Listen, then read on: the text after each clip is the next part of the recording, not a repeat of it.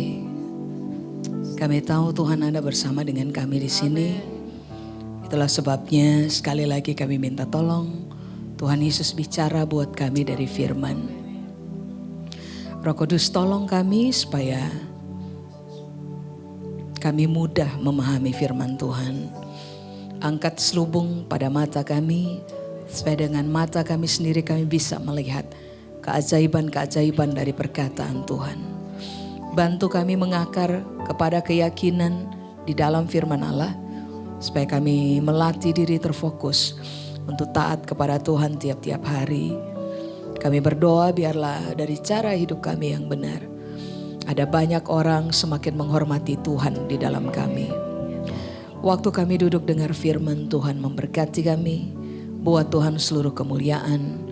Di dalam nama Yesus kami berdoa. Amin. Silakan duduk Ibu. Shalom Ibu, apa kabar? Puji Tuhan. Saya senang dapat kesempatan untuk berbagi sekali lagi di tengah-tengah Ibu semua. Jadi kalau Ibu sudah siap dengar firman, mari saya ajak Ibu untuk buka bersama dengan saya dalam kitab Ulangan pasal 28, Ibu. Ulangan pasal 28.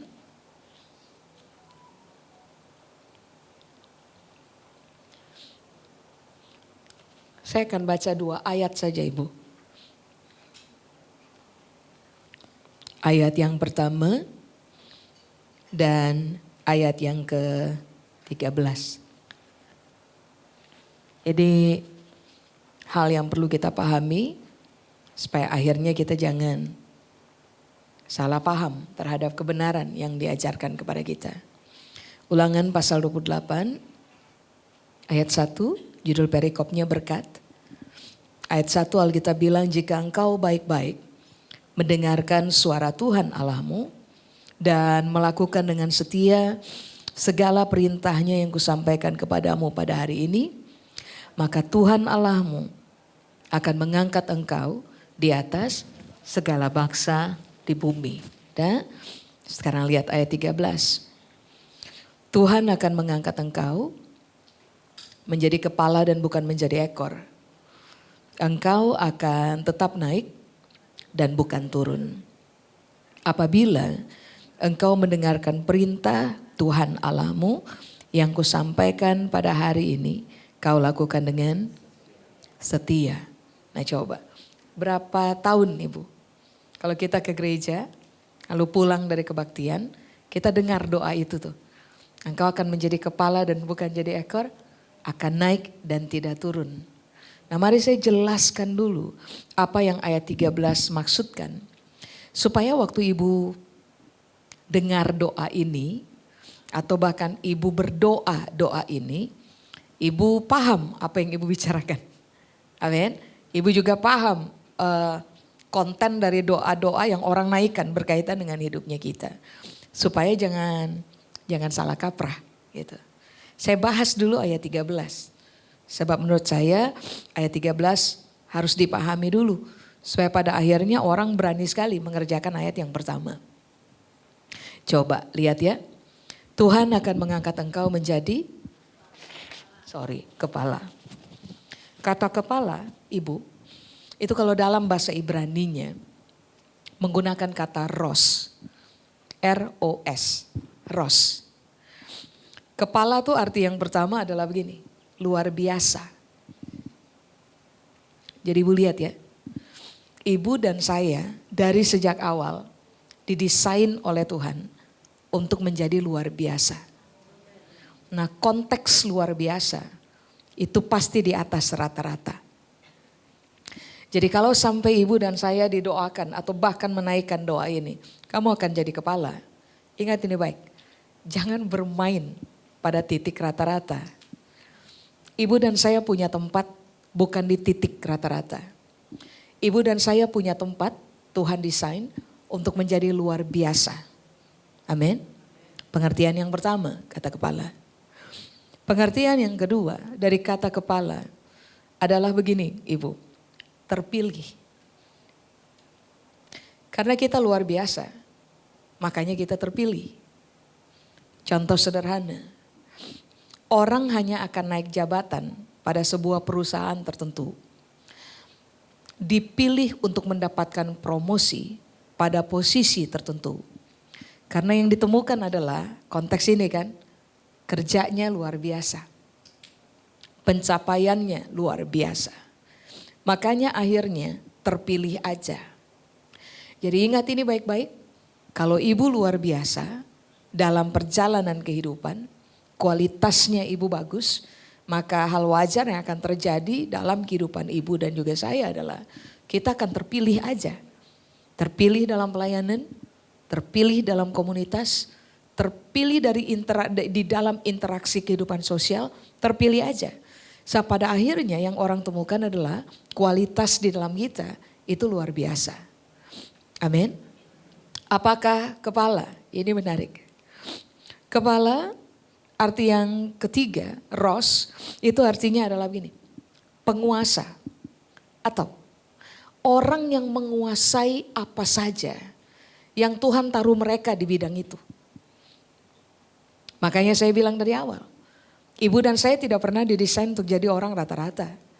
Ibu dan saya didesain untuk, ingat ya, satu, luar biasa. Dua, terpilih. Tapi yang ketiga, menjadi penguasa atau lebih tepatnya, orang yang menguasai apa aja yang Tuhan tempatkan saudara dan saya di situ. Contoh, kalau ibu dokter dan ibu klaim bahwa Tuhan desain saya sebagai kepala, maka harusnya ibu sudah ada pada posisi begini. Ibu harus kuasai bidangnya ibu. Jadi dokter ahli. Sudah? Kalau ibu adalah tenaga pendidik, menjadi kepala artinya adalah begini. Ibu harus ditemukan sangat menguasai bidang yang ibu ajarkan atau bidang di mana ibu terlibat sebagai pendidik di area itu. Itu kepala. Kalau ibu adalah klaim saya adalah kepala, saya bukan ekor. Kalau ibu jago, misalnya ibu suka sekali memasak. Nah ini yang Alkitab bilang. Ibu harus jadi yang menguasai di area itu. Makanya saya bilang dari awal. Klaim bahwa kita adalah kepala. Bukan berarti ibu dan saya boleh hidup rata-rata. Karena kita nggak didesain untuk itu. Tuhan desain supaya pada akhirnya ibu dan saya menjadi orang-orang yang satu luar biasa. Karena luar biasanya kita dipilih aja. Lalu yang ketiga, ibu dan saya tidak boleh begini bu, masak ya so-so lah gitu. Jadi dokter, so-so lah. Jadi apa lagi? Apa bu? Saya tiba-tiba hilang ide. Pendidik misalnya, ya so-so lah. Maksudnya ya biasa lah. Enggak. Kalau ibu kepala, ibu harus kuasai bidangnya ibu. Amin. Coba, ibu dipercaya oleh Tuhan sebagai siapa? Atau ibu dipercaya oleh Tuhan bergerak di bidang apa? Kalau ibu klaim ibu kepala, maka ibu harus menemukan bahwa saya kuasai bidang saya. Nah itu konsep kepala. Cukup jelas ya ibu. Misalnya ibu adalah istri dari seorang suami. Ibu harus sangat kuasai bidang itu. Jadi istri. Ibu adalah mama dari anak-anak. Oma dari cucu-cucu. Ibu harus sangat kuasai area itu. Amin. Nah sekarang apakah kepala? Kepala itu artinya begini ibu. Menarik sekali. Di atas, terdepan, pertama. Kalau ibu tidak ahli, ibu nggak mungkin ada pada posisi di atas. Kalau ibu tidak ahli, ibu nggak mungkin lebih di depan dibanding dengan orang lain. Kalau ibu tidak ahli, maka ini yang Alkitab bilang, ibu nggak mungkin ada pada posisi pertama. Makanya kenapa dari awal Alkitab bilang gini, kamu itu luar biasa, kamu terpilih, kamu harus kuasai bidang apapun yang Tuhan percayakan kita ada di situ. Supaya pada akhirnya sebagai kepala, konsep kepala, ros adalah kamu terdepan, kamu pertama, kamu di atas. Gak ada amin nih, ibu kayaknya mikir sekali. Ya, ibu masih ingat waktu Yesus ajar tentang identitas, memberikan kepada kita identitas. Dia bilang begini, kamu bukan punya terang, kamu terang. Ya, kamu bukan punya garam, kamu garam. Itu kita, itu identitas. Lalu masih ingat waktu Yesus bilang kamu adalah terang dunia? Sudah? Yang Yesus bilang apa? Terang tidak mungkin ditaruh di bawah gantang. Terang akan ditaruh, garis bawahi kata ini, di atas kaki Dian. Terang juga ditaruh di mana? Di atas bukit. Jadi kalau ibu dan saya tahu betul kita siapa, contoh kita kepala, maka harusnya saya ulang, ibu dan saya harusnya dikenal sebagai orang-orang luar biasa pada apapun, bidang apapun yang Tuhan percayakan kita di situ. Kita adalah orang-orang yang terpilih, kita adalah orang-orang yang sangat menguasai apa yang Tuhan percayakan kepada kita. Tapi ini yang Alkitab juga bilang, ibu dan saya harus bermain pada titik begini. Pertama, di depan, di atas. Amin. Kata kepala, ini menarik sekali. Kepala itu sama dengan pemimpin. Ada orang yang bertanya, kalau kita semua pemimpin, lalu siapa yang kita pimpin? Mari saya garis bawahi. Hal pertama atau orang pertama yang ibu harus pimpin adalah diri ibu sendiri. So, kalau ibu tidak bisa pimpin ibu punya diri sendiri, ibu gak mungkin bisa pimpin orang lain. Makanya Tuhan menempatkan potensi menjadi kepala dalam hidup ibu dan saya. Supaya pada akhirnya kita dikenal sebagai pemimpin-pemimpin paling utama adalah untuk diri sendiri. Kalau ibu tidak bisa pimpin, ibu punya lidah, ibu akan bicara sembarangan. Kalau ibu tidak bisa pimpin, ibu punya isi berpikir, ibu akan mikir sembarangan sampai overthinking.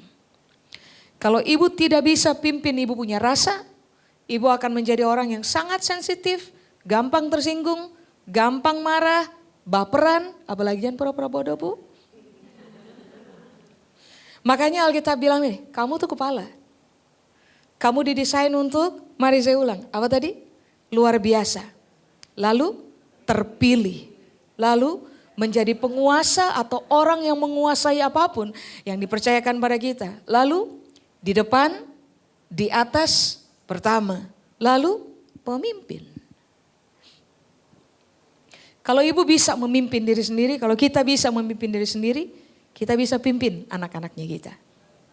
Kalau kita bisa memimpin diri sendiri, tahu nggak? Kita bisa pimpin suami kita. Tapi bukan kita ambil dia punya fungsi, dia tetap kepala. Tapi kita bisa melepaskan pengaruh kita, sehingga pada akhirnya suami kita akan tetap konsisten berjalan pada jalan kebenaran. Bukankah Alkitab berkata, istri yang takut kepada Tuhan itu akan begini, menyelamatkan suaminya, menyelamatkan seisi rumahnya. Saudara tahu kekuatan dari Hawa? Kekuatan dari Hawa adalah memimpin pada konsep lepaskan pengaruh. Hasilnya adalah Adam kena. Kalau ibu bisa pimpin diri sendiri, ibu bisa lepaskan pengaruh untuk anak-anak. Kalau ibu bisa pimpin diri ibu sendiri, ibu bisa lepaskan pengaruh untuk suami. Sehingga pada akhirnya apapun pandangan kita, apapun pertimbangannya kita, sampaikan aja kepada suami. Supaya pada akhirnya dia berpikir ulang. Kalau apapun yang kita sampaikan adalah sesuatu yang baik, jelas kita sedang melepaskan pengaruh kepemimpinan kepada suami kita. Amin. Lo kan istri penolong. Bentuk pertolongan kita pada suami kita adalah pandangannya kita, pertimbangannya kita. Lepaskan itu pengaruh supaya pada akhirnya suami kita ketika ada dalam perjalanan kehidupan harus berhadapan dengan persimpangan jalan untuk ambil keputusan-keputusan penting.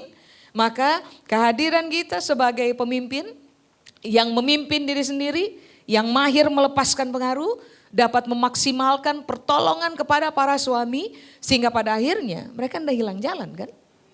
Coba, berarti Alkitab bilang begini, ibu dan saya bukan orang second class. Enggak. Warga kelas 2, enggak. Ibu dan saya didesain sebagai, Alkitab bilang ini, kepala. Jadi jangan puas dengan kata rata-rata. Ibu harus ahli pada ibu punya bidang.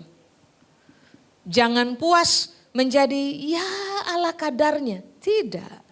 Ibu dan saya didesain untuk menjadi kepala. Itu yang Alkitab ajar. Amin. Nah, apakah kepala atau ros? Ini menarik sekali ibu. Kepala atau ros, pengertian yang ada banyak pengertian. Tapi saya putuskan ini yang terakhir saja. Penggaris ibu. Ibu tahu fungsi penggaris? Membuat garis. Supaya ada batasan. Orang tidak menggambar di luar garis. Ya. Jadi tahukah ibu bahwa waktu Tuhan bilang kamu kepala. Tuhan bilang ini, kamu harusnya adalah orang yang bisa membuat sebuah batasan. Membuat garis. Punya kemampuan untuk tetapkan batas. Bikin garis. Karena kamu penggarisnya. Berarti semua orang yang adalah kepala harusnya dikenal sebagai orang-orang yang tidak terbiasa hidup melampaui batasan yang harusnya kita main di situ. Contoh, kita punya batasan dalam isi berpikir, dalam kata-kata, dalam kelakuan.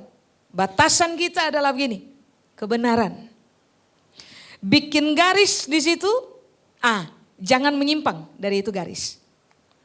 Sebab siapa aja memilih untuk hidup dalam kebenaran, karena kita penggaris, jadi kita bikin garis untuk diri sendiri. Nah, siapapun yang tidak menyimpang dari garis yang kita buat, dari garis kebenaran yang Tuhan ajarkan kepada kita, maka sah orang itu terbukti sebagai kepala. Karena begini bu, ketika orang gak sadar definisi tentang kepala, banyak orang, mau itu laki-laki, mau itu perempuan, orang-orang Kristen, bahkan pelayan Tuhan, terbiasa langgar batas. Iya enggak sih? Kebenaran dilanggar. Mulai dari apa coba? Isi berpikir.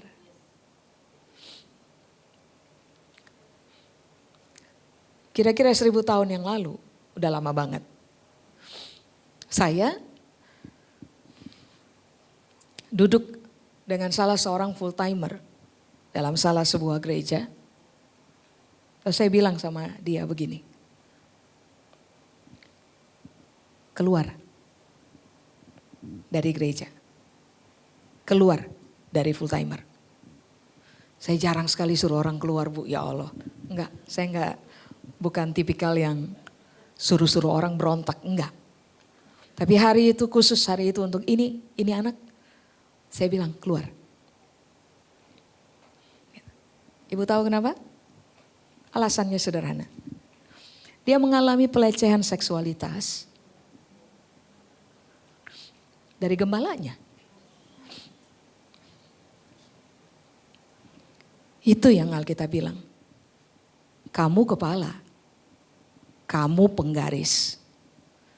Kamu harus jadi orang yang mahir bikin garis, bikin batasan.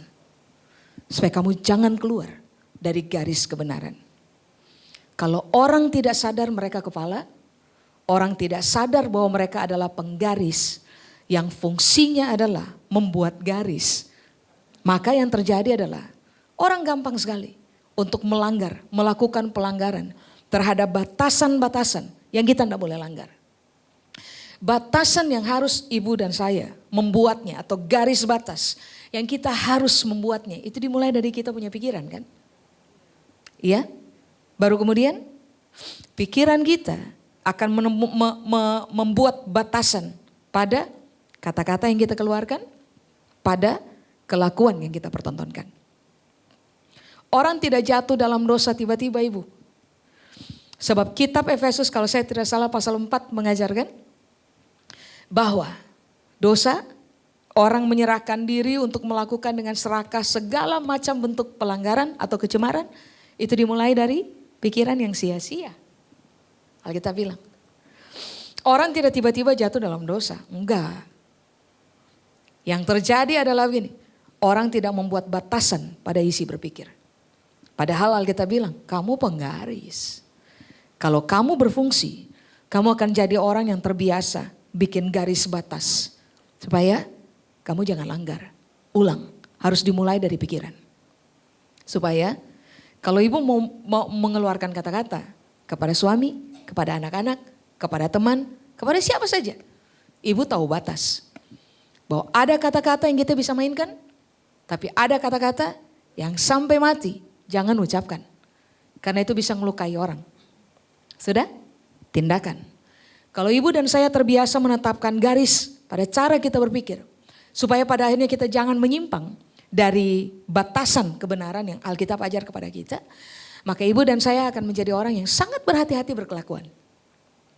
Karena kita paham, kata-kata salah bisa rusak orang lain.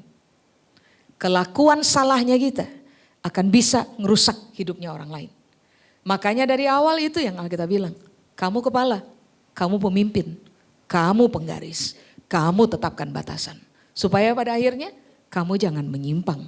Tetap berjalan pada batasan kebenaran yang Tuhan sudah ajarkan kepada kita. Amin ibu? Oke, sekarang mari kita lihat. Kamu bukan ekor. Kata ekor, bahasa Ibrani menggunakan kata ini ibu, zanab. Z-A-N-A bravo, B. Zanab. Bukan Zainab ya. Di sidul anak sekolahan, bukan. Ini zanab. Zanab atau ekor, itu artinya adalah begini bu. Bagian yang dikibaskan karena tidak signifikan. Contoh, makanan kita signifikan. Lalat mau datang untuk menghampiri kita punya makanan. Lalatnya kita kebaskan. Kenapa? Sebab yang inti adalah makanan. Lalat tidak inti. Makanya dikibaskan. Ekor atau sanap, mari saya ulang.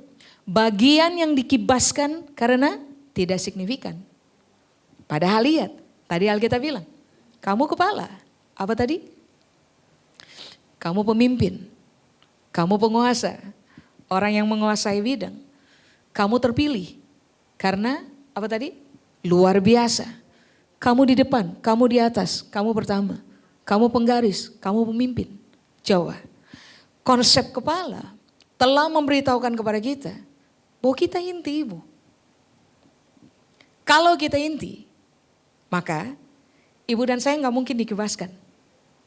Kenapa coba? Karena kita signifikan. Kehadiran kita di rumah signifikan. Kehadiran kita di tempat kita bekerja signifikan. Kehadiran kita di perusahaan yang kita kelola signifikan. Kehadiran kita bagi suami kita signifikan. Kehadiran kita di tengah-tengah pelayanan signifikan. Makanya kita bukan ekor. Sebaliknya, kalau di rumah ibu tidak diinginkan, dikibaskan. Di dalam komunitas ibu dikibaskan. Dalam pelayanan ibu dikibaskan. Karena dianggap tidak signifikan. Berarti ibu salah berpijak ibu. Salah identitas. Kita bukan ekor, kita kepala. Kita signifikan. Orang hitung kita. Bukan orang kibaskan kita. Karena bagi mereka kita gak penting. Enggak dong. Cukup jelas ibu? Apakah ekor? Pengertian yang kedua dari ekor adalah begini ibu. Bagian paling belakang yang disingkirkan. Makanya Alkitab bilang, kamu di depan, kamu di atas, kamu pertama. Kalau kamu tidak berfungsi sebagai kepala, kamu cuma ekor. Tidak signifikan, tidak penting, dikibaskan. Kamu di belakang, gak penting juga, kibaskan. Nah, Tuhan tidak tebus kita, pakai dia punya darah mahal. Untuk membuat kita hidup tanpa makna. Tidak. Dia tidak tebus kita pakai dia punya darah mahal. Supaya pada akhirnya ibu dan saya tersembunyi di bawah gantang. Cuman ada di belakang. Tidak dianggap, tidak inti, tidak signifikan. Orang buang aja. Orang kibaskan aja. Orang singkirkan kita aja. Enggak dong. Beda. Tuhan tebus kita dengan darah yang mahal. Dia kasih untuk ibu dan saya kebenaran. Dia kasih buat ibu dan saya identitas. Supaya pada akhirnya kemanapun kita pergi, di mana saja kita berada, dengan siapa saja kita berinteraksi, orang tidak akan pernah menganggap kita tidak penting. Amin. Kenapa coba? Kita bukan ekor ibu, kita kepala. Amin. Coba. Sekarang Alkitab bilang ini, kamu akan naik. Kamu akan garis bawahi, kata ini menarik sekali. Tetap. Ini bukan prinsip roda berputar ibu. Sesekali di atas, sesekali di bawah. Enggak gitu konsepnya. Yang Alkitab ajar tidak pernah prinsip roda berputar. Yang Alkitab ajar adalah kamu kepala. For sure. Sudah? Kamu bukan ekor. Lalu berikutnya Alkitab bilang, kamu tetap naik. Dulu saya berpegang kepada konsep roda berputar. Tapi setelah belajar Alkitab, memahami bahwa nggak ada itu konsep roda berputar di dalam Tuhan. Desain yang Tuhan bikin berkaitan dengan kita punya hidup adalah ibu dan saya naiknya kapan? Tetap. Sudah? Sekarang mari kita lihat kata naik. Kalau ibu punya terjemahan bahasa Inggris, kata naik itu dalam bahasa Inggris dibilang begini, above only. Above only. Yaitu udah berpikir, kamu cuma didesain untuk di atas. Gak pernah naik, kamu cuma didesain untuk naik. Kamu tidak pernah didesain untuk turun. Above only. Sekarang mari lihat kata naik, menarik sekali. Kata naik dalam bahasa Ibrani menggunakan kata ma'al. Ma'al itu artinya adalah begini, ibu. Beyond. Makanya tadi konsep kepala adalah orang luar biasa. Yang menguasai bidang apa saja, yang Tuhan taruh kita di situ. Kita beyond. Kita bukan rata-rata. Kita satu langkah lebih dibanding orang lain. Kenapa coba? Karena memang kita fokus untuk kuasai kita punya bidang. Kalau ibu kuasai ibu punya bidang, maka orang yang tidak menguasai bidang yang sama yang ibu dan saya kuasai, mereka akan selalu di belakangnya kita. So kita akan selalu satu langkah maju di depan orang lain. Cukup jelas gak ibu? Makanya kenapa Alkitab bilang, kalau kamu kepala, kamu akan tetap naik. Kamu akan menjadi orang yang melampaui atau melebihi orang lain. Itu konsepnya. Cuma begini, kalau ibu dan saya gak berlatih dan gak menjadi ahli pada bidangnya kita, bagaimana mungkin kita bisa melampaui orang lain? Makanya saya bilang dari awal, jangan mau jadi rata-rata. Fokus. Tuhan taruh saudara di bidang apa? Fokus. Jadi ahli di situ. Karena itu Tuhan punya desain bagi kita. Amin. Saya dibesarkan, saya punya orang tua cuma dengan satu moto, ibu. Saya pegang sampai sekarang. Bunyi motonya adalah begini. Banyak membaca, menjadi tahu. Banyak berlatih, jadi ahli. Mau tahu banyak, baca banyak. Mau jadi ahli, latihan banyak. Kenapa? Karena ahli, rewardnya beda dengan orang rata-rata. Secara Alkitab ajar begini, kamu didesain jadi kepala, sehingga kamu akan tetap naik. Kamu didesain jadi kepala, sehingga kamu akan menjadi orang yang melampaui apa saja atau melebihi apa saja.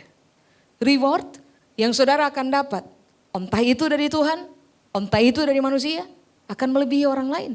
Karena konsep apa? Ahli, kuasai bidang. Cukup jelas ya ibu?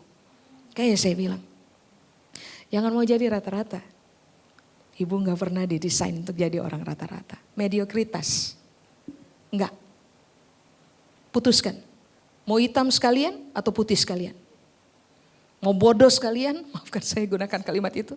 Atau ahli sekalian. Tapi ini yang Alkitab ajar. Kamu harus kuasai apapun. Bidang yang Tuhan taruh kamu di situ. Amin. Naik, melampaui atau melebihi. Sudah? Naik, ma'al itu artinya adalah begini, bergerak maju. Jadi orang-orang yang memahami betul apa yang Tuhan desain bagi kita adalah orang-orang yang tidak akan pernah mengalami stagnasi dalam hidupnya mereka, Ibu. Ibu pernah gak sih ada pada titik, so what next? Lalu capek hidup aja. Karena kayaknya hidup gak maju-maju nih. Stagnan aja, mengalami stagnasi aja. Coba-coba, Ibu harus kembali kepada apa yang Alkitab ajarkan kepada kita. Kalau kamu kepala, maka kamu akan tetap naik. Kalau kamu ada pada fungsi menjadi kepala, maka kamu akan bergerak maju. Tidak pernah stuck, tidak pernah mengalami stagnasi, jalan di tempat, berdiri di tempat yang sama, sudah 1000 tahun berganti, kita masih tetap sama. Jangan. Cuma Yesus yang boleh tetap sama. Kitanya yang harus berubah. Ke arah mana? Bergerak maju. Amin. Kalau kemarin kita cuma bisa 1, harusnya ibu dan saya sekarang bisa 2 dong. Bisa 5 dong. Bisa 10 dong. Perentangan kapasitas. Sebab kalau orang bermain pada fungsi menjadi kepala, faktanya adalah yang akan mengikuti dia adalah dia akan bergerak maju. Cukup jelas? Berikutnya, naik, ma'al, arti yang berikutnya adalah begini Bu, bertumbuh. Kalau kamu maju, kamu pasti bertumbuh. Kalau kamu bertumbuh, kapasitas kamu terentang. Kita terentang. Contoh. Apa coba? Benih. Bertumbuh. Tinggal tunggu waktu. Pasti berbuah. Satu benih punya potensi hutan. Betul? Buang aja satu benih ke tanah, kasih biar dia bertumbuh. Dia akan menghasilkan banyak benih. Pada biji dari apapun buah-buahan yang dihasilkan. Dia menghasilkan banyak benih. Ambil benih-benih yang dia hasilkan dari satu benih, tabur lagi. Lama-lama jadi hutan. Makanya orang yang paham betul bahwa kamu kepala, kamu akan tetap naik. Ini yang Alkitab bilang. Kamu akan bergerak maju, tapi yang berikutnya, kamu akan bertumbuh. Parahnya adalah begini. Tiap minggu didoakan, Tuhan akan menjadikan engkau kepala dan bukan ekor. Sudah? Kamu akan tetap naik dan tidak turun. Masalahnya adalah kau tidak bertumbuh. Kok kelakuan tetap sama? Jahatnya kenapa dipelihara Ibu? Kelakuan-kelakuan tidak masuk akal, kenapa enggak berubah? Kenapa Ibu dan saya tidak bergerak maju aja dan tinggalkan apa yang di belakangnya kita? Kenapa Ibu dan saya tidak mengalami pertumbuhan sehingga mengalami perentangan kapasitas? Halo? Menghasilkan hal-hal berkualitas dalam hidupnya kita. Makanya kenapa ini harus dipahami oleh Ibu dan saya. Sehingga pada waktu orang berdoa kepada kita, kamu kepala, kamu bukan ekor. Kita udah tahu konsepnya. Oh ya sudah. Saya berfungsi aja. Supaya nanti saya tetap ada pada posisi saya melampaui atau melebihi, beyond. Berikutnya saya akan bergerak maju, tidak mengalami stagnasi. Saya akan bertumbuh aja. Itu yang Alkitab bilang. Sehingga pada akhirnya ibu dan saya tambah lama kapasitas terentang. Halo? Perumpamaan talenta. Sebelum sang tuan pergi ke luar negeri, dia kasih 1, 2, dan 5 kepada hamba-hambanya. Lihat. 5 jadi 10. 2 jadi 4. 1 tetap 1. Tidak bergerak maju, tidak bertumbuh, tidak melakukan tindakan yang disebut dengan istilah stretching capacity. Enggak ada. Padahal ini yang Alkitab bilang, kalau kamu kepala, kamu main di atas. Kalau kamu di atas, kamu akan tetap naik. Yang terjadi pada kamu secara signifikan adalah kamu bergerak maju, kamu bertumbuh. Halo? Coba, jangan tetap bertahan dalam kekanak-kanakan Ibu. Kalau Ibu bertahan tetap dalam kekanak-kanakan, pada satu titik, Ibu bukan kepala, Ibu ekor. Kehadiran Ibu menjadi tidak signifikan, orang gampang kibaskan Ibu dalam hidup. Bagaimana? Kata tetap naik, arti yang berikutnya adalah begini Bu. Pulih. Pulih. Kalau kita klaim, saya kepala, saya bukan ekor. Saya akan tetap naik, saya tidak turun. Berarti Alkitab bilang gini, oh kamu bergerak maju, kamu bertumbuh, lalu apa lagi tadi? Kamu akan mengalami kondisi beyond karena kamu pulih. Kalau ibu tidak terfokus untuk mengejar pemulihan dalam diri, ibu maafkan saya. Ibu suka sekali bermain sebagai ekor. Tidak bisa. Kejar pemulihan dalam hidup. Minta Tuhan turun tangan, selesaikan kita. Hal-hal yang gak pulih dalam kita, selesaikan. Supaya pada akhirnya ibu dan saya ada pada posisi yang kita bilang, tetap naik, tidak turun. Kata turun bahasa Ibrani menggunakan kata ini, mata. M-A-T-A, mata. Turun. Mata itu artinya adalah begini, rendah. Sudah? Disingkirkan sama orang. Mata sama dengan tidak penting, rendah, tidak signifikan, orang usir keluar. Contoh ibu, dalam satu komunitas, kalau ada satu orang aneh, quote and quote, kelakuan jahat, sangat toksik, enggak asik diajak bergaul. Kira-kira ibu mau bertahan berteman dengan makhluk seperti itu 1000 tahun ke depan? Tidak. Kalau itu manusia toksik ada dalam satu grup, biasanya kalau semua anggota grup sudah melihat bahwa gila ini toksik banget nih, biasanya akan bikin grup baru. Jangan pura-pura gak tahu. Kenapa coba? Yang toksik menjadi gak penting. Diapain coba? Disingkirin. Makanya kenapa Alkitab bilang, kamu kepala, kamu tetap di atas, kamu bergerak maju, kamu kuasai bidang. Kamu harus menjadi orang yang bertumbuh. Kamu harus menjadi orang yang pulih dulu di dalam. Supaya pada akhirnya kamu gak dipandang rendah oleh orang lain. Sehingga pada akhirnya orang usir kamu aja dalam sebuah hubungan. Ya, perempuan bukan makhluk rendah, bukan second class. Semua perempuan yang paham betul kebenaran, mereka akan berfungsi dan semua laki-laki, siapapun itu akan bersyukur karena kita ada dalam mereka punya hidup. Contoh ibu, Amsal pasal 31. Di Amsal pasal 31, iya, istri yang cakap, ngapain coba? Dipuji sama suami, lalu Alkitab bilang ini, suami tidak kekurangan keuntungan. Kalau dia menikahi perempuan model begini, dan dia gak pernah rugi, bagaimana mungkin dia lepaskan ini perempuan? Halo? Oke, sekarang kembali ke ayat 1. Sebenarnya ayat 13 itu cuma dampak. Ya, yang paling esens itu ada di ayat 1. Coba, Alkitab bilang ibu, jika engkau baik-baik mendengarkan suara Tuhan Allahmu dan melakukan dengan setia aja perintahnya yang kusampaikan kepadamu pada hari ini. Nah begini, yang angkat kamu Tuhan. Pegang ini prinsip ibu. Promosi selalu datang dari Tuhan. Ibu mau angkat diri dengan ibu punya cara.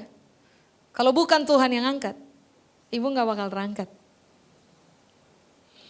Ibu jago dalam bidang marketing model apa aja. Tapi kalau bukan Tuhan yang angkat, bukan Tuhan yang buka jalan, sejago-jagonya ibu bicara, ibu akan stuck aja. Ini yang Alkitab bilang, Tuhan yang angkat kamu. Ya, nah garis bawahi konsep itu. Kapan Tuhan angkat kita? Angkat kemana? Dari ekor pindah jadi kepala. Dari posisi di bawah turun, ganti aja pada posisi naik. Nah ini yang Alkitab bilang. Jika engkau baik-baik mendengarkan suara Allah, Tuhan Allahmu dan lakukan aja dia punya perintah. Ibu dia yang punya nyawa. Dia yang atur hidup. Dia penguasa bumi, angkasa dan alam semesta. Kalau dia tetapkan aturan, jangan dilanggar. Itu mencelakakan. Ya. Bumi semakin kesini semakin kolaps. Global warming tambah lama tambah parah nih. Saya suka-suka bicara sama Timothy, suami saya gila. Yang sekarang aja panasnya kayak gini nih. 10 tahun dari sekarang mau jadi apa nih? Karena Tuhan jahat? Bukan. Karena manusia langgar aturan. Iya, hasilnya, dampaknya ke kita punya hidup. Ke kita punya lingkungan. Karena apa? Manusia langgar aturan. Makanya dari awal ini yang kita bilang, kamu harus baik-baik mendengarkan suara Tuhan. Lalu, lakukan aja dengan setia semua perintahnya. Nanti kamu lihat, masalah promosi gak usah khawatir. Tuhan tahu kapan angkat orang. Coba-coba. Apakah yang dimaksud dengan kata-kata ini? Baik-baik mendengarkan. Dalam bahasa Ibrani, baik-baik mendengarkan, dalam bahasa Indonesia 2 kata. Dalam bahasa Ibrani 1 kata saja, sama. S-A-M-A. Baik-baik mendengarkan, itu artinya adalah begini Ibu. Mendengarkan dengan cerdas. Apakah yang dimaksud oleh sama atau apakah yang dimaksud dengan mendengarkan dengan cerdas? Tahapannya tuh begini. Ibu dan saya akan dikenal sebagai orang yang mendengarkan dengan cerdas. Apabila, 1, waktu orang berbicara, waktu Tuhan berbicara, Ibu mendengarkan dengan penuh perhatian. Sudah? 2 target Ibu harus paham. 3, Ibu harus bisa ceritakan kembali. Baru 4, Ibu bisa taat. Mendengarkan baik-baik atau baik-baik mendengarkan sama, Alkitab lagi bilang ini. Kalau Tuhan bicara, kamu harus menjadi pendengar yang cerdas. Dengarkan dengan penuh perhatian, pahami, ceritakan ulang, taati. Itu pendengar yang cerdas. Semua orang yang punya telinga bisa mendengar, bisa Ibu. Tapi apakah semua orang menjadi pendengar yang cerdas? Belum tentu. Kadang-kadang setelah kita dengar, lupa aja. Tadi dia ngomong apa? Gak tahu, pokoknya lucu. Jokesnya apa? Pokoknya tadi lucu deh, lupa. Yang dia lontarkan, dia punya jokes itu lupa. Lucu aja pokoknya. Bukan pendengar cerdas. Pendengar cerdas, fokus, mendengarkan dengan sesama, target. Harus paham, target berikutnya. Bisa menceritakan ulang, target berikutnya, taat. Kalau kamu paham, kamu bisa ceritakan balik, langkah berikutnya, kamu pasti terlatih untuk taat. Sudah? Jadi Tuhan bilang ini, dengarkan baik-baik, jadi pendengar yang cerdas. Sudah? Sekarang, apa yang harus didengarkan? Suara Tuhan. Kata suara di situ call, Ibrani bilang Q-O-L, call. Suara itu artinya adalah begini Ibu. Suara keras, suara yang besar, yang dibunyikan sebagai bentuk memproklamasikan kebenaran. Orang tidak memproklamasikan sesuatu dengan bicara dalam mulut. Orang kalau mau proklamasikan sesuatu, artikulasi jelas. Suara harus lantang. Tahukah Ibu bahwa Tuhan tidak pernah bicara dalam mulut? Dia kalau bicara, dia pasti bicara dengan suara yang keras, yang besar. Sebagaimana layaknya seorang proklamator. Supaya siapapun yang mendengarkan bisa mendengarkan clearly. Persoalan dari kebanyakan orang percaya adalah susah sekali dengar Tuhan punya suara. Padahal Tuhan tidak pernah bicara dalam mulut. Gak pernah. Kalau Tuhan bicara layaknya ini, proklamator. Bapak Soekarno, Bapak Hatta. Proklamasi kami, bangsa Indonesia. Semuanya jelas. Kita bisa ulang isi dari proklamasi. Kenapa? Karena semua yang mengeluarkan suara menggunakan kata call biasanya adalah orang-orang yang bicara clearly. Sekali dia bicara suaranya keras, sangat jelas sehingga siapapun yang mendengarkan dengan baik pasti paham. Pertanyaannya, kok ada orang yang masih bergumul tentang mendengarkan suara Tuhan? Secara kalau Tuhan bicara, dia bicara jelas, clearly, out loud. Tidak mungkin kita nggak dengar. Kenapa Tuhan bicara out loud tetapi kita nggak dengar? Karena itu Alkitab bilang, kamu tidak cerdas mendengarkan. Kamu gak cerdas. Ganti budaya mendengarkan. Karena ini penting. Ini akan mempengaruhi saudara dan saya. Jadi kepala atau ekor, bermain tetap di atas atau turun. Sudah? Mendengarkan suara Tuhan Allahmu lalu melakukan dengan setia seluruh perintahnya. Setelah kamu dengar, tadi saya bilang, jadi pendengar cerdas, muara terakhir pasti ketaatan. Dan itu akan sangat signifikan mempengaruhi hidupnya kita. Kata perintah Ibu, Ibrani bilang miswa. M-I-S-W-A. Miswa. Miswa atau perintah. Artinya ini Bu. Satu perintah. Dua hukum. Tiga aturan. Empat ajaran. Lima tata cara. Enam hikmat. Ulang. Perintah atau miswa. Sama dengan perintah. Hukum. Aturan. Ajaran. Tata cara. Hikmat. Ibu masih ingat sekali waktu Tuhan ngomong sama Salomo. Dan Tuhan bilang buat Salomo begini. Jadi gini Sal. Mau minta apa coba? Minta aja. Saya bakal kasih. Masih ingat Salomo minta apa? Ibu. Salomo tidak minta posisi tinggi. Salomo tidak minta harta benda. Salomo tidak minta kekayaan. Yang Salomo minta adalah hikmat. Karena yang Salomo minta adalah hikmat. Alkitab bilang apa? Tuhan bilang, karena yang kamu minta cuma hikmat. Ya udah, saya tambahin deh. Apa coba? Kekayaan, posisi, kehormatan, and you name it. Tidak ada orang yang percaya Salomo bisa jadi raja. But somehow Tuhan angkat Salomo jadi raja. Dan waktu dia jadi raja, posisinya yang bikin naik Tuhan. Karena apa coba? Ada hikmat yang bekerja di dalam dia. Ada aturan, perintah, ajaran, tata cara yang Salomo memperhatikannya. Makanya baca kitab Pengkhotbah, saudara akan mendapati bahwa laki-laki ini pengamat tulen. Ngamati banget bagaimana Tuhan bekerja. Coba lihat Ibu, Salomo yang semula bukan siapa-siapa. Akhirnya karena terkenal akibat hikmat. Alkitab bilang ini, raja-raja dunia datang kepada Salomo mau dengar hikmatnya. Bawa apa coba? Seserahan. Ratu Sheba, ratu kaya raya itu tahu hikmat dalam diri Salomo. Apa yang mereka buat? Apa yang dia buat Ratu Sheba? Datang hanya ingin dengar hikmat. Lalu ngapain? Bawa seserahan. Makanya Alkitab bilang, gini loh. Kalau ibu dan saya punya target adalah begini. Saya harus paham Tuhan punya perintah. Saya harus paham Tuhan punya hukum. Saya harus paham Tuhan punya ajaran.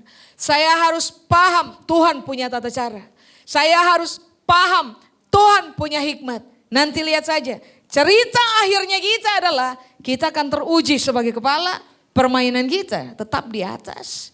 Sebab apa coba? Siapa yang bisa angkat saudara dan saya? Cuma Tuhan. Kapan Tuhan angkat orang? Ketika orang memilih, Alkitab bilang begini, untuk taat perintah, taat hukum, bermain sesuai dengan peraturan, ikuti ajaran, menjadi orang-orang yang hidup sesuai dengan tata cara kebenaran. Lalu begini, prioritaskan hikmat aja. Tuhan ajar apa? Ikuti. Orang tidak berhikmat adalah orang setelah dinasehati, setelah diajar, menganggap bahwa ajaran atau nasihat sampah. Tidak berhikmat. Orang berhikmat akan melihat nasihat, ajaran, tata cara, aturan main dalam kehidupan. Bahkan perintah dari Tuhan adalah begini. Adalah harta benda yang perlu dipegang, dipahami, dikerjakan. Nanti lihat aja Tuhan angkat. Halo? Makanya saya bilang ayat 13 cuma dampak dari keputusan kita mengerjakan ayat 1 Ibu. Amin. Sekarang pertimbangkan ulang. Sampai dengan hari ini, menurut ibu pendengar cerdas gak? That's a good point. That's a very good point. Kalau menurut ibu adalah pendengar yang cerdas, pertimbangkan pemikiran ini. Muara terakhirnya ketaatan gak? Ketaatan. Sebab semua pendengar cerdas, muara terakhir pasti ketaatan. Sudah? Nah, sudah main saja di situ. Jangan langgar itu tatanan. Main aja di situ. Nanti ibu lihat. Fakta ibu kepala semakin teruji di dalam ibu. Fakta ibu bukan ekor akan semakin teruji di dalam ibu. Fakta ibu akan tetap ada pada posisi, tetap naik. Itu akan ibu lihat dengan sangat nyata. Lalu yang berikutnya, fakta ibu tidak turun, ibu pun akan lihat. Caranya jadi pendengar cerdas, lalu taati saja. Amin. Kalau hari ini Tuhan bilang, ampuni orang yang bersalah pada kamu, sudah ndak usah bantah. Sambil bilang, tidak bisa Tuhan, dia yang salah. Sembarangan dia dong yang harus datang sama saya. Minta maaf dulu, baru hubungan selesai. Baru hubungan pulih kembali. Gini loh, ini kan bukan tentang persoalan siapa salah siapa betul toh. Ini adalah tentang persoalan. Paham gak Tuhan punya perintah, didikan, ajaran, tata cara, aturan main. Coba, kalau sudah paham, sudah ampuni saja. Karena itu akan menguntungkan kita. Amin. Sudah, saya selesai. Saya undang saudara mari bangkit berdiri. Mari kita datang kepada Tuhan. Percayalah ibu, sampai kita tutup mata untuk hari terakhir di atas bumi ini. Ibu dan saya akan tetap berhadapan dengan situasi yang tidak menyenangkan dan makhluk-makhluk yang tidak masuk akal. Makanya jadi pendengar cerdas. Tuhan ajar apa? Belajar, pahami, ikuti, taat. Fakta ibu dan saya akan selalu di area itu aja. Kepala dan tetap naik. Amin. Mari kita datang pada Tuhan. Kami berdoa meminta supaya biarlah Roh Kudus menolong sehingga kebenaran yang baru saja kami pelajari dari firman mengakar kuat dalam pertimbangan kami, dalam perenungan kami. Supaya pada akhirnya kami dikenal bukan hanya sebagai pendengar firman, tetapi pelaku-pelaku firman Allah yang semakin ahli, one day at a time, dalam kehidupan kami. Supaya biarlah fungsi menjadi kepala teruji di dalam kami, posisi tetap naik, juga tetap berlaku dalam hidupnya kami. Tolong kami supaya pada akhirnya kami kembali kepada Tuhan punya desain.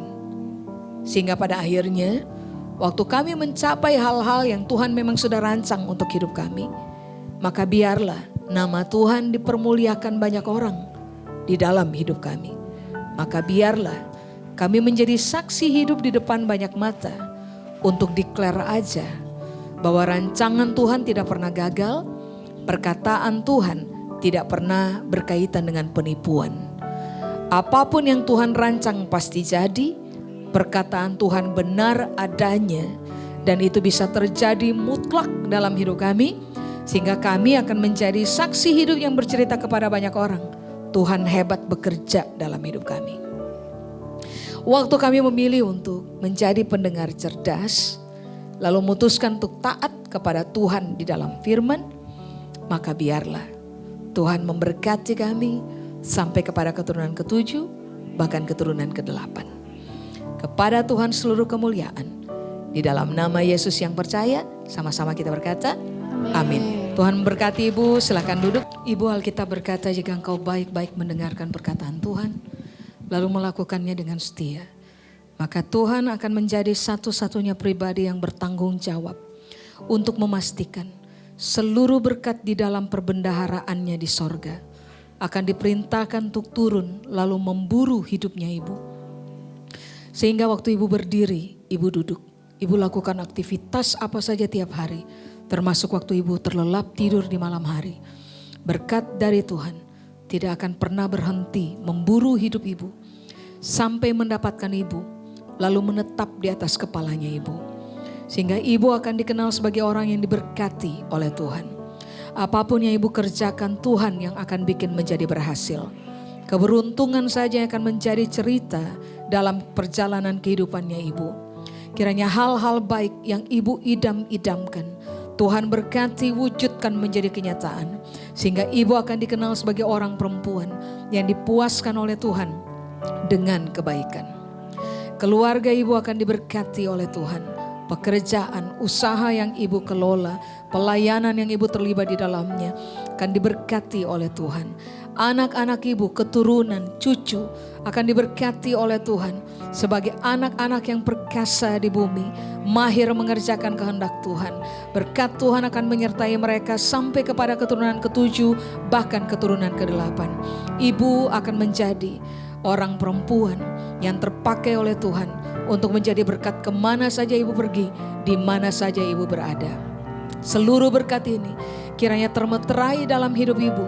Tidak bisa dicuri oleh siapapun, tidak bisa dirampas oleh siapapun dari hidupnya ibu.